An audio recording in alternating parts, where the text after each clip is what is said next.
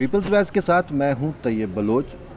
آج ہم ڈسکس کریں گے افغانستان میں ممکنہ پاور شیئرنگ فارمولہ کیا ہو سکتا ہے اور اس میں کون کون سے فریق جو ہیں وہ شامل ہو سکتے ہیں، اور آیا کیا طالبان نے اس حوالے سے اپنی رضامندی کا بھی اظہار کیا ہے، کیونکہ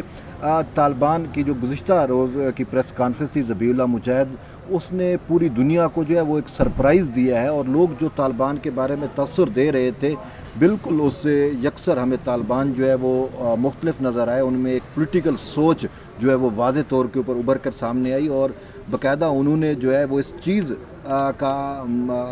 جو ہے وہ مظاہرہ بھی کیا کہ وہ اب کسی بھی ریاست کو جو ہے وہ چلانے کے لیے مکمل کیپیبلٹی بھی رکھتے ہیں، لیکن اس کے ساتھ ساتھ انہوں نے جو افغانستان کے اندر دیگر سٹیک ہولڈرز ہیں ان کو بھی مشاورت کی دعوت دی ہے، اور اس حوالے سے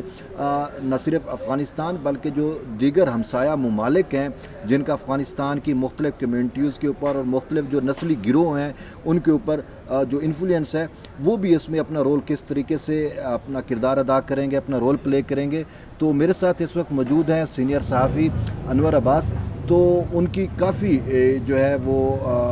نظر بھی ہے جیو پالیٹکس کے اوپر، اور خاص کر افغانستان کی جو بدلتی صورتحال ہے، تو ہم ان کا بھی جو انپٹ ہے وہ لیں گے کہ آیا اس حوالے سے کیا کچھ ہو رہا ہے۔ تو ہم چلتے ہیں انور عباس کے پاس۔ جی انور، آپ یہ بتائیں کہ پہلے آپ یہ بتائیں کہ آپ طالبان جو موجودہ طالبان ہیں جنہوں نے ابھی دوبارہ 20 سال بعد کابل کو جو ہے وہ فتح کیا ہے، ان میں اور جو پرانا 20 سال پہلے طالبان جو تھے، جو ملا عمر کی قیادت ہے، ان میں آپ کیا فرق جو ہے وہ دیکھ رہے ہیں؟ کیا آپ کو کوئی فرق نظر آ رہا ہے ان میں، ان کی سوچ میں؟ بالکل جی، جو موجودہ افغان طالبان ہیں ان میں بہت بڑی چینج یہ دکھائی دے رہی ہے کہ وہ زیادہ فلیکسیبل ہیں، ماڈریٹ ہیں۔ جو ماضی میں 96 میں طالبان آئے تھے ان میں ایک ایسی شاید چیزوں کی کمی تھی، فلیکسیبلٹی کی کمی تھی، وہ بہت زیادہ ریجڈ تھے۔ ابھی اس کے کچھ اقدامات یہاں پہ ہم نے کابل میں دیکھے۔ خواتین کے حوالے سے طالبان نے اعلان کیا کہ وہ شریعت کے مطابق، شریعت کے اصولوں میں رہتے ہوئے ہم ان کو جاب کی اجازت دیں گے، ان کو کام کرنے کی اجازت ہوگی، وہ موومنٹ کر سکتی ہے، ان کو تعلیم کی اجازت دی جائے گی۔ اس کے علاوہ جو اقلیتوں کے حوالے سے، جیسے افغانستان کی ہزارہ آبادی ہے، انہوں نے کہا کہ ان کو اپنی مذہبی رسومات بالخصوص محرم کے حوالے سے آزادی دیں گے۔ اور ایک افغان صوبہ جو ہے آئی تھنک جو ہے ہرات، وہاں پہ ایک طالبان کمانڈر ایک مجلس اعظم میں بھی شامل ہوئے، انہوں نے اناؤنس کیا کہ ہم نہ صرف آزادی دیں گے بلکہ ہم جو فرقہ وارانہ اختلافات ہیں ان میں کمی لائیں گے، اور افغان نیشنل جو ہے افغانی ہونے کے ناطے مل کے رہیں گے۔ اس کے علاوہ انہوں نے ایک اسٹیٹمنٹ بھی کل جاری کیا جس میں کہ انہوں نے مذہبی آزادیوں کا ذکر کیا، اور جو وہاں کی شیعہ آبادی افغانستان کی، ان کو ان کے حقوق، ان کے تحفظ کی یقین دہانی کرائی۔ تو یہ کچھ ایسی پوائنٹس ہیں، ایسی ڈیولپمنٹس ہمارے سامنے آئی ہیں جس سے یہ ثابت ہوتا ہے کہ یہ ماضی سے کافی مختلف ہیں۔ دین ہم اگر ان کے موجودہ سٹرکچر کو دیکھیں تو افغان طالبان کی جانب سے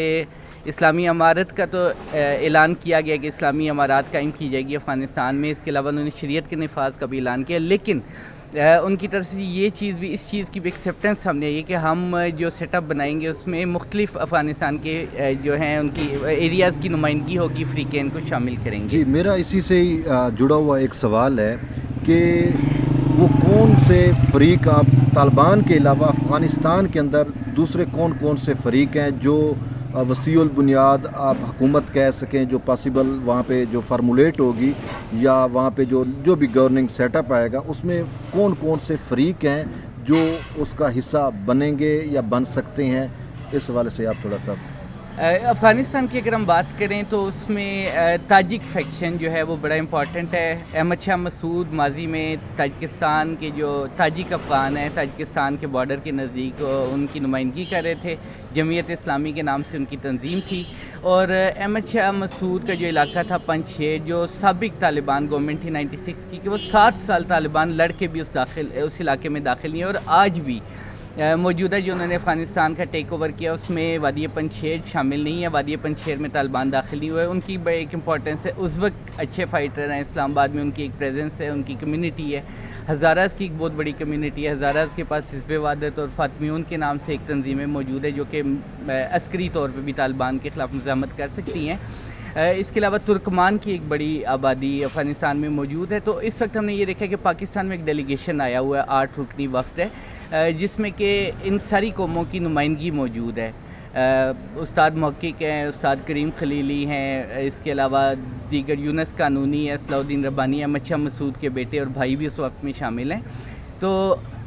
پھر شاہ محمود قریشی کے حوالے سے کہ وہ وزیر خارجہ جو ہیں وہ بھی 25 سے 27 تاریخ تک 4 ملکوں کا دورہ کر رہے ہیں. اس میں ترکمانستان, تاجکستان, ازبکستان اور ایران شامل ہیں, جو کہ ان قوموں کے پیچھے کھڑے ہیں یہ ممالک. تو اس سے یہ ظاہر ہوتا ہے کہ پاور شیئرنگ کے حوالے سے بات چیت کی جائے گی. اور افغانستان کے آئندہ سیٹ اپ میں طالبان کی طرف سے بھی انڈیکیٹ کیا گیا ہے, اس چیز کا انڈیا دیا ہے انہوں نے, کہ ہم مختلف فریقین کو شامل کریں گے اور ایک ایسی گورنمنٹ بنائیں گے جو سب کے لیے قابل قبول ہو. انٹرنیشنل لیول پہ بھی بڑا پریشر اس وقت موجود ہے طالبان پہ.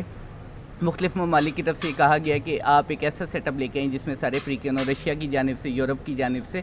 اور طالبان کے لیے چونکہ انہوں نے اس دفعہ فلیکسیبلٹی کا بھی مظاہرہ کیا, تو یہ توقع کی جا رہی ہے کہ وہ ایک ایسا سیٹ اپ لے کے آئیں گے جس میں سب کی نمائندگی ہوگی. اور جب وہ یہ سیٹ اپ لے کے آئیں گے تو انٹرنیشنل کمیونٹی کی جانب سے ان کی ایکسیپٹنس جو ہے وہ بڑھ جائے گی. مختلف ممالک طالبان کی حکومت کو تسلیم کرنے پر مجبور بھی ہو جائیں گے, کیونکہ ان کی اکثر ممالک کی یہ شرط ہے, مشروط انہوں نے کیا ہے طالبان کی حکومت کو تسلیم کرنے سے, کہ وہ سب فریقوں کی نمائندگی اس میں یقینی بنائیں. اس میں آپ جو ہے وہ پاکستان اپنا کردار, جیسے کہ آپ نے بتایا کہ وزیر خارجہ جو ہیں وہ جو افغانستان کے نیبرنگ کنٹریز ہیں, تاجکستان ہے, ازبکستان ہے, وہ ان کا وزٹ بھی کریں گے اور وہاں کی بھی حکومتوں کو جو ہے وہ قائل کرنے کی کوشش کریں گے کہ ان کی جو کمیونٹیز, جو لسانی گروپ یعنی کہ جو ان سے ایفیلیٹڈ ہیں, وہ جو افغانستان میں بستے ہیں, کہ وہ بھی اپنا رول پلے کریں. تو پاکستان اس میں مزید اپنا کیسے کردار ادا کر سکتا ہے؟ اور اس کے ساتھ ساتھ اس سے جڑا ایک اور سوال کہ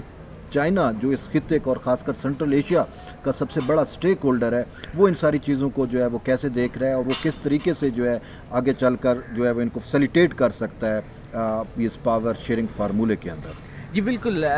پہلی بات ہم کریں گے امریکہ کی, کہ امریکہ کی کوشش یہ, امریکہ نے ایسٹ ترکستان موومنٹ جو کہ چین میں ایغور مسلمان جو ہیں, سینکیانگ کے مسلمان ہیں, ان کی ایک تنظیم ہے, اس کے ایسٹس فریز کیے ہوئے تھے, اس کو اوپن کر دیا. امریکہ یہ چاہ رہا ہے کہ اس موومنٹ کو, اس میں طالبان میں بھی ان کی ایک بڑی تعداد موجود ہے ان کے فائٹرز کی, اس کو یوز کرے چین کے خلاف. لیکن چین نے اس چیز کو انشور کیا ہے, افغان گورنمنٹ کے ساتھ وہ مذاکرات میں شامل دیے, افغان نمائندے بھی بیجنگ میں گئے, چینی وزیر خارجہ سے بھی ان کی ملاقاتیں ہوئی. اس میں اس چیز کو انشور کیا گیا کہ یہ موومنٹ اس کو چین کے خلاف استعمال نہیں ہونے دیا جائے گا. دوسرا, افغانستان کے پرامن ہونے سے جو ایک اس خطے میں ایک بہت بڑی ایک خوشحالی متوقع ہے. تاپی پروجیکٹ ہے, اس کے علاوہ کیسا 1000 کا منصوبہ ہے, چین کے سی پیک کے جو روٹ ہیں ان میں افغانستان کا ایک بہت اہم رول ہے. اگر افغانستان میں پیس ہوتا ہے تو اس کا چین کو براہ راست فائدہ ہوگا. لہٰذا چین جو ہے افغانستان میں طالبان کی حکومت اور سب فریقین کی مشترکہ حکومت اس لیے اس پر دباؤ ڈال رہا ہے کہ اس سے اس ایریا میں امن قائم و استحکام آئے, اور چینی جو منصوبے ہیں جو امریکہ اس کو بسیج کرنا چاہ رہا ہے اس کو بسیج نہ کر سکے, اور چین کے پاس الٹرنیٹ روٹس ہوں جو کہ مشرقی چین سے ہوتے ہیں, افغانستان, پاکستان, ایران, ان علاقوں سے نکل کے امریکہ کی طرف سے وہ جو گھیراؤ کا ایک منصوبہ ہے اس کو ناکام بنایا جا سکے. اسی والے سے انہوں نے ایران سے بھی ایگریمنٹ کیا, 27 سال کا $400 ارب کی انویسٹمنٹ وہ ایران میں کریں گے. اور باقی ممالک کی بھی یہی صورتحال ہے, آلموسٹ سوائے بھارت کے. بھارت کی جانب سے ایک مسئلہ ہم نے یہ دیکھا ہے کہ بھارت کی چونکہ انویسٹمنٹ کافی زیادہ ہو چکی تھی ماضی میں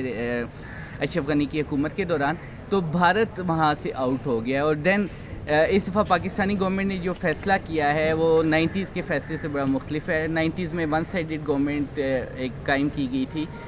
جس میں کہ یہاں پر پاکستان میں موجود جماعتیں شامل تھیں. اس کے نتیجے میں, اس کے رزلٹ کے طور پہ جو ایران میں جماعتیں بیٹھی تھیں انہوں نے شمالی اتحاد تشکیل دیا, اور اب اگر سب فریقین شامل ہوتے ہیں تو ہم یہ ماضی کی غلطی کو بھی دوبارہ ٹھیک کر سکیں گے.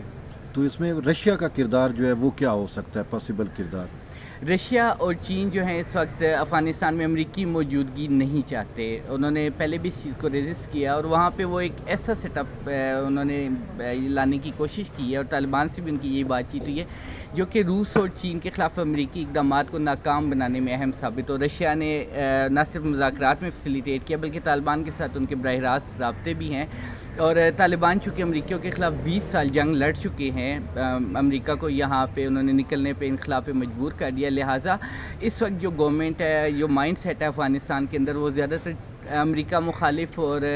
روس کے حامی ہے. لہٰذا روس یہ کوشش کر رہا ہے کہ ایک کثیر الجماعتی یا وسیع البنیاد حکومت کا قیام یقینی بنایا جائے تاکہ امریکہ دوبارہ اس خطے میں اپنے پاؤں نہ جما سکے.